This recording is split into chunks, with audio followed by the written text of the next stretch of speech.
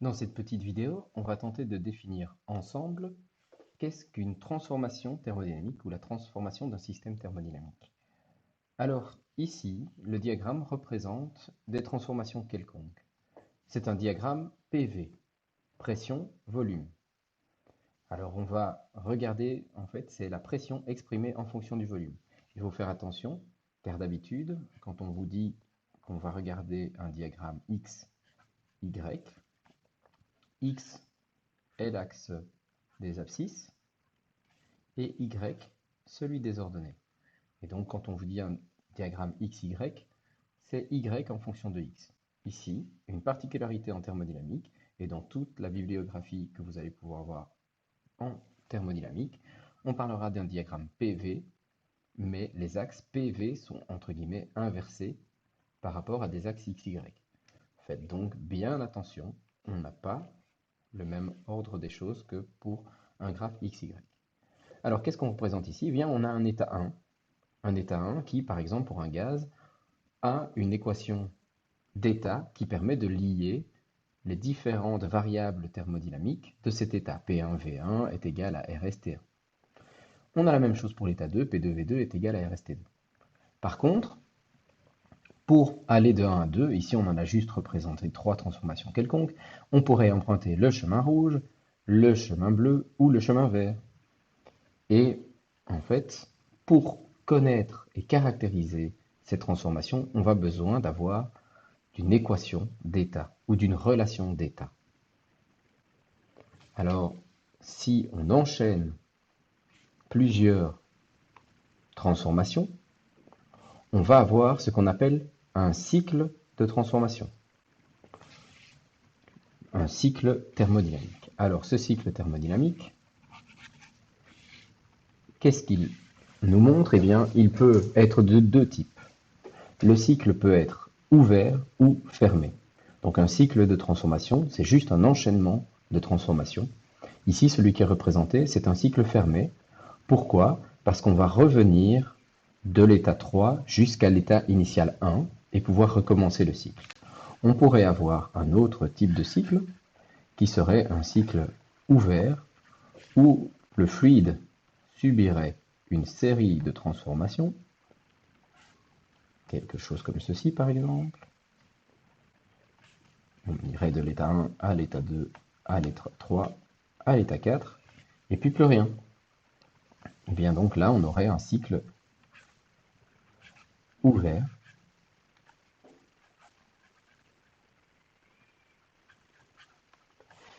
Et ici, nous aurions un cycle fermé.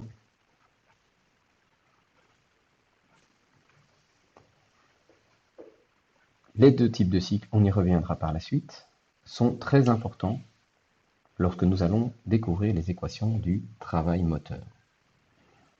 Attention à ne pas confondre, à bien connaître justement la différence entre un cycle ouvert et fermé et un système ouvert et fermé. Pour rappel, nous avons vu dans une vidéo précédente qu'un système était une zone de l'espace que je définissais par une frontière par rapport à un environnement. Et si cette frontière est ouverte, si ce système est ouvert, cela veut dire qu'il peut échanger de la masse avec l'extérieur, alors que s'il est fermé, il ne peut pas. Ici, le cycle fermé, ça veut dire que on fonctionne en permanence en boucle. On revient toujours à l'état initial. Le cycle ouvert veut dire que on termine les transformations et puis on ne revient pas à l'état initial. Ça voudrait dire qu'on peut avoir un cycle qui est ouvert, dans lequel on ne revient pas à l'état initial, mais qui se passe en système fermé. Typiquement, le moteur à combustion interne. Il prend de l'air, il lui fait subir des transformations et il rejette des gaz d'échappement. Après, il va aller prendre à nouveau de l'air et pas des gaz d'échappement. Le cycle fermé, ça veut dire qu'on revient à l'état initial, et bien c'est par exemple le cas d'une turbine à vapeur. Un cycle à vapeur va toujours prendre de l'eau, la comprimer, la chauffer, à ce moment-là la détendre dans une turbine, la condenser dans un condenseur et va redémarrer le cycle. Pourtant, on a bien vu qu'une pompe ou une chaudière ou une turbine était des systèmes ouverts, et donc on a donc un cycle fermé de systèmes ouverts. On reverra ça plus tard en détail, qu'il y a effectivement plusieurs combinaisons de cycles et systèmes.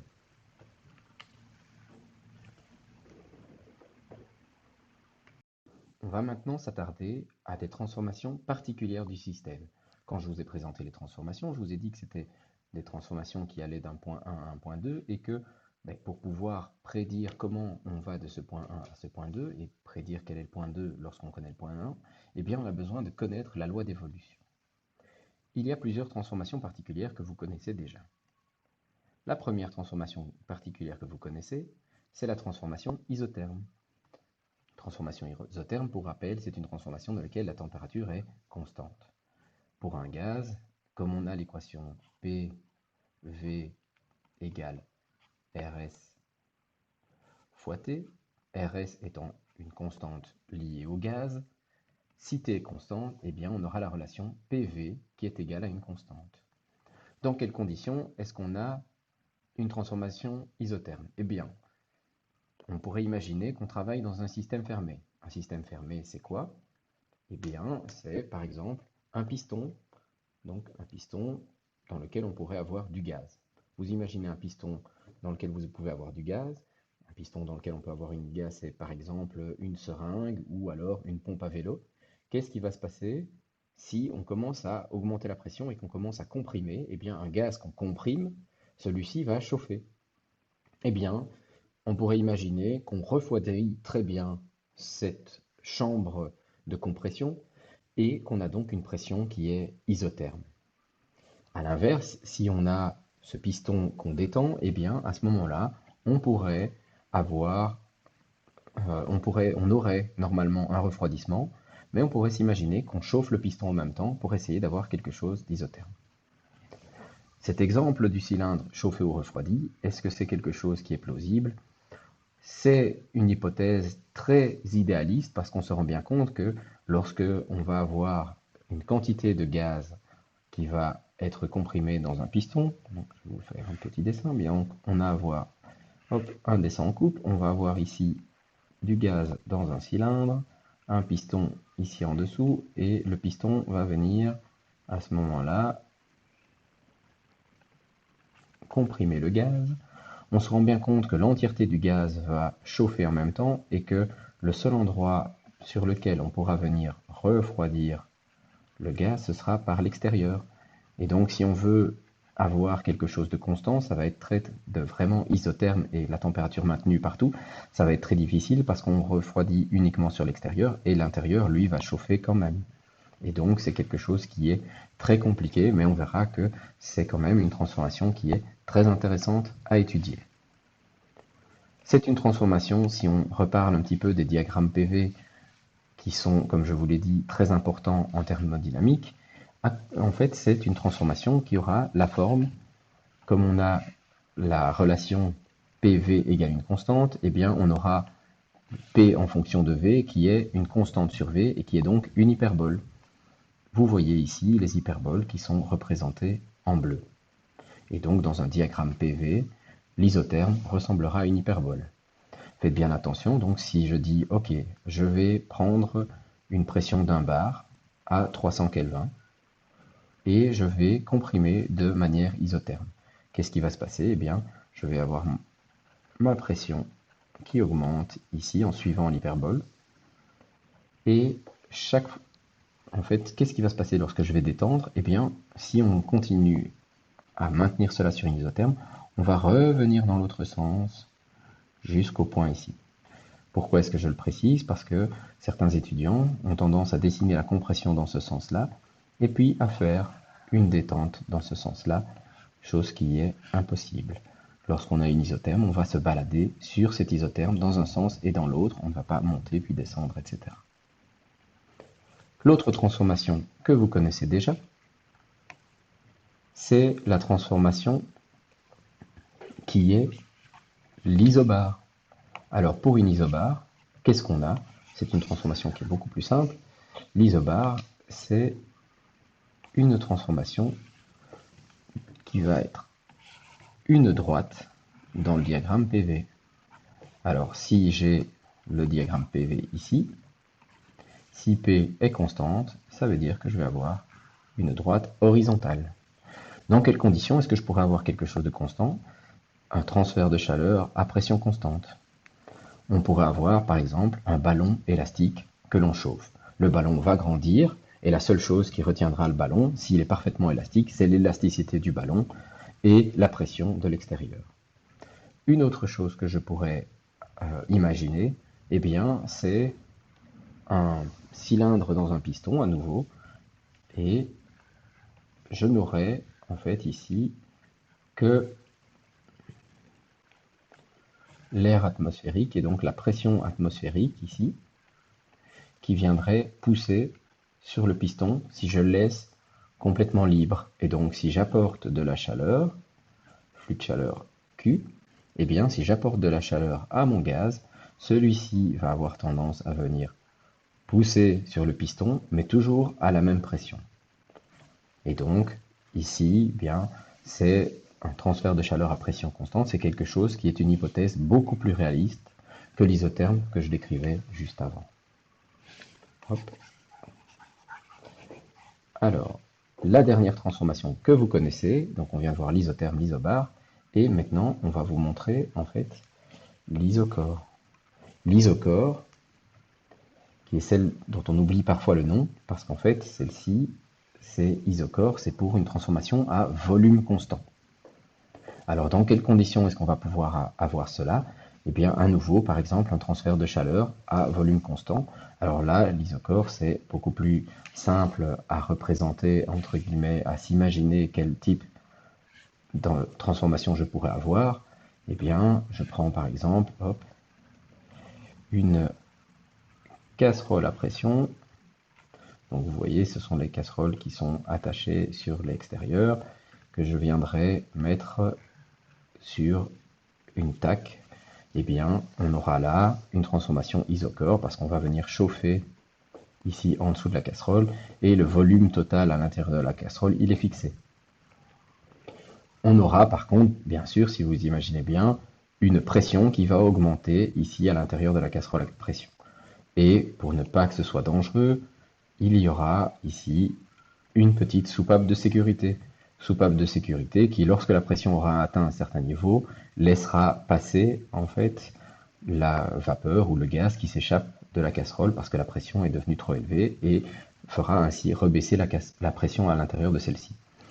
Afin qu'on sache lorsqu'on a atteint une pression trop élevée, dans cette soupape, on va venir mettre un petit sifflet, comme ça, une fois que le gaz s'échappe et passe à travers le sifflet, il va y avoir un bruit qui prévient la personne que la pression a atteint le point désiré à l'intérieur de la casserole.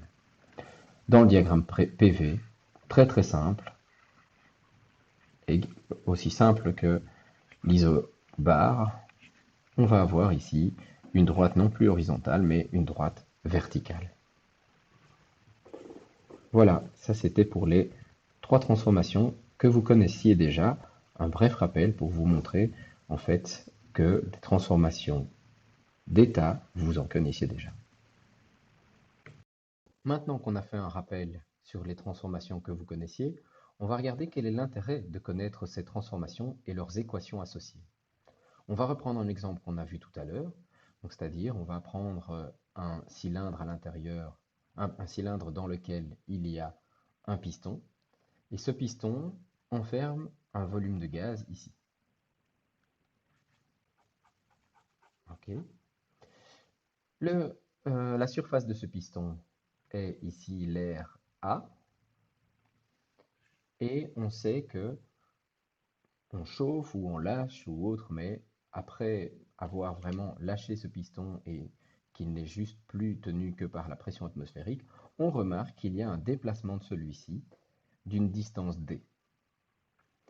Tiens, on se dit, le fluide a en réalité effectué un travail sur le piston, vu qu'il a appliqué, il y a une force appliquée sur le piston de ce côté-ci qui est la pression atmosphérique, et il a déplacé cette force d'une distance d. Et donc il y a une force et un déplacement, on a donc un travail qui est effectué. Ça pourrait être parce qu'à l'état initial, le gaz ici était sous pression, et puis lorsqu'on a lâché le piston, celui-ci s'est déplacé. On pourrait aussi avoir un gaz qui était à la même pression que la pression atmosphérique auquel on a amené de la chaleur, ce que je vous disais tout à l'heure. Bref, en fait, on va ici essayer de calculer le travail. Alors, le travail exercé par le fluide sur l'environnement, qu'est-ce que c'est? Eh bien, ce que je vous ai dit tout à l'heure, c'est la force. Et quelle est la force exercée par la pression ici? Eh bien, une pression, c'est égal à une force divisée par une surface. Hein, ce sont des newtons par mètre carré. Et donc, la force, elle, c'est quoi? C'est égal à la surface en question fois la pression. Ici, ce qu'on a donc comme force, eh bien, c'est la pression atmosphérique fois la surface du piston A. Okay. Et donc, on va pour le travail, c'est une force fois un déplacement. Et le déplacement, dans ce cas-ci, c'est le grand D. Et donc, on a l'expression du travail qui est moins P fois A fois D. Pourquoi moins P? Eh bien, parce qu'en fait, pourquoi il y a ce moins qui apparaît? Parce qu'en fait, le déplacement D qu'on voit ici, eh bien, il se fait dans ce côté-là. Et la pression P, elle se fait dans le sens opposé. La pression de l'atmosphère, elle est dans le sens opposé au déplacement. Et donc, le travail, ici, on va obtenir quelque chose qui est négatif. Ça permet également d'adopter ce qui est repris dans le cadre rouge, c'est-à-dire que le travail est par définition positif lorsqu'il est reçu par le système, par le fluide. En fait, un thermodynamicien se place toujours dans le point de vue du fluide, et donc lorsque le fluide effectue du travail, au final, c'est lui qui va perdre de son énergie pour effectuer un travail. Il y aura donc un travail qui est négatif parce qu'il y a une diminution d'énergie pour le fluide. Par contre, à l'inverse, lorsque on comprimera le fluide, le travail va être fait sur le fluide et le travail sera positif. On peut utiliser une notation infinitésimale. Hein, pour rappel, si vous vous souvenez, la notation infinitésimale, c'était ce que vous avez vu en mathématiques, c'était des tout petites variations. Hein, c'était ce qu'on avait justement pour dire, tiens, mais f' de x, la dérivée de x, bien, c'est en fait un tout petit déplacement df sur dx, etc. Et donc la notation infinitésimale est là pour exprimer le fait qu'on va avoir quelque chose de tout petit.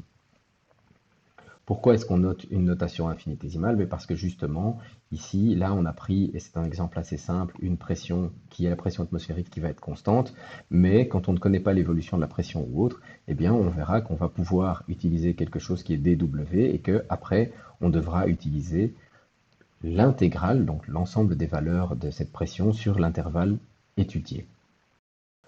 On va maintenant prendre un cas qu'on va essayer de rendre un peu plus général que ce qu'on a vu tout à l'heure. Donc là, on vient juste de démontrer, entre guillemets, rapidement que le travail était lié du coup à la pression atmosphérique et le déplacement du piston.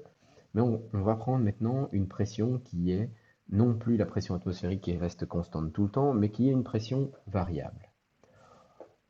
L'exemple qu'on pourrait essayer de prendre, eh bien, c'est la seringue avec un piston à l'intérieur. Donc, imaginez que vous prenez une seringue, que vous bouchez d'un côté, et vous allez venir comprimer le gaz à l'intérieur de cette seringue.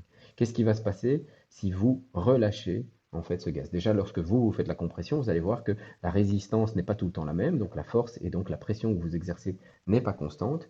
Et lorsque vous relâchez, eh bien, il va y avoir un trajet dans l'autre sens. Alors, une condition particulière ici pour la discussion qu'on va avoir, c'est la réversibilité de la transformation. Mais si vous faites le test avec la seringue, vous allez voir que lorsque vous relâchez le piston de la seringue, il va s'arrêter avant d'avoir atteint son point initial. Alors pourquoi? Eh bien, il y a plusieurs choses qui font que la transformation est irréversible, notamment en fait les frottements. Vous allez voir que il y a des frottements du piston contre la paroi de votre seringue. Il y a aussi des frottements, c'est un petit peu plus difficile à comprendre, mais internes au fluide, parce qu'en fait le fluide, lorsque vous le comprimez, eh bien les molécules vont avoir un mouvement parce que vous êtes en train de bouger celles-ci et de leur laisser un espace plus petit, et donc il va y avoir un frottement molécule contre molécule. Et tous ces petits frottements, en fait, mais vous devez normalement le savoir, qu'est-ce qui se passe si on frotte très très vite ses mains l'une contre l'autre, ou si vous voulez justement frotter du bois sur de la paille ou autre, vous allez avoir, en fait, le frottement va se transformer, en fait, ce frottement mécanique va créer une élévation de température. Et donc, quand vous allez faire cette compression, etc., eh bien, le gaz va chauffer, la seringue va se refroidir, et donc, il y a une partie de l'énergie qui va être dissipée en frottement, et ces frottements vont en fait être dissipés sous forme de chaleur, et vous allez donc pas pouvoir récupérer cette chaleur dans l'autre sens parce qu'elle aura été perdue par la seringue. Ici, on va faire quelque chose de plus simple qui dit qu'en fait tous ces frottements n'existent pas, et donc on va avoir une transformation qui est réversible. Une transformation réversible, en fait, c'est comme une transformation justement extrêmement lente, donc avec une durée infinie, et qui est constituée du coup d'un état d'équilibre successif. Et si jamais j'arrête et que je veux aller dans l'autre sens, eh bien, on va retrouver la position initiale sans aucune perte d'énergie. Eh bien, pour une telle transformation, la notation infinitésimale que j'avais tout à l'heure pour la pression atmosphérique peut être utilisée pour la pression quelconque, et donc on aurait dW est égal à moins PdV. Le gros problème, du coup, c'est que quand je veux intégrer ça, si P dépend de V, je ne peux pas juste dire, eh bien, l'intégrale de dW, c'est W, et l'intégrale de moins PdV, c'est P fois delta V. Eh bien, ça, je ne peux pas l'écrire. Qu'est-ce que je vais devoir faire? Eh bien, je dois faire appel à ce moment-là à mon équation de transformation. Ici, qu'est-ce que je peux avoir? Eh bien, une des équations, je pourrais dire, par exemple, que j'ai une détente isotherme réversible d'un gaz. La détente isotherme, je vais donc prendre l'équation d'état, qui est PV égale RST, et donc je vais réécrire ce P est égal, ici je vais plutôt passer par le MRST sur grand V, parce que j'ai un grand dV, et donc je vais avoir dW est égal à moins MRST dV sur V. Alors la masse, la constante gaz spécifique, la température, ici ce sont toutes des constantes, vu qu'on est dans le cas d'une isotherme, la masse et la constante gaz spécifique, elles sont toujours constantes, et on aura donc l'intégrale de moins dV sur V. Ça va nous donner pour le travail, ici, le travail est égal à moins M RST log de volume final sur volume initial. Alors faites bien attention, parce que ce sera le cas dans tout le cours, mais que la notation ici utilisée log, c'est une notation anglaise pour dire logarithme naturel, également appelé le logarithme népérien en français. Donc vous, dans vos cours, vous utilisez peut-être le ln au lieu du log. Normalement, Monsieur Hilowar a dû vous en toucher un mot, et généralement, donc dans la littérature anglaise, vous allez avoir anglaise ou anglo-saxonne, vous allez avoir log qui est ln, et ce que nous on appelle log, chez eux sera noté log en base 10, qui est le log. Attention donc à ça dans ce cours et dans la littérature que vous trouverez. Typiquement, c'est plutôt dans quelques bouquins en français que vous allez avoir cette notation ln et log log 10 dans la notation anglaise. Voilà, j'espère que cette petite vidéo vous en aura plus appris sur les transformations d'un système thermodynamique. Bon travail!